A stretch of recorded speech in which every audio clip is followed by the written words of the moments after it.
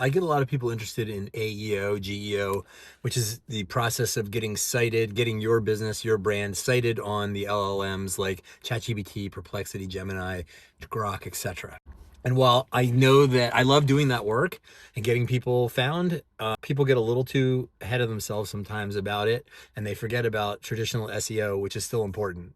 So one of the things we've been doing for a lot of our clients now is hybrid campaigns that are both, because there are some overlaps between the two, like content and things that make a website or a brand recommendable in SEO parlance is going to also help it sometimes with AEO, but it depends and it gets into specifics. So it's not a broad stroke thing, but there are composite campaigns that we can put together that kind of satisfy both, because as SEO, traditional SEO declines in terms of people going to Google versus going to ChatGPT or whatever to get recommendations for things or companies or what have you, who's the best, blah, blah, blah, right? That's going to decline. We want to be able to still have a good SEO presence because it's still relevant today and it's going to be relevant for some time. We don't know exactly how long, and Google is going to morph into something else, right? With AI embedded, and we don't know exactly what that's going to look like 100%, though we have clues from it now.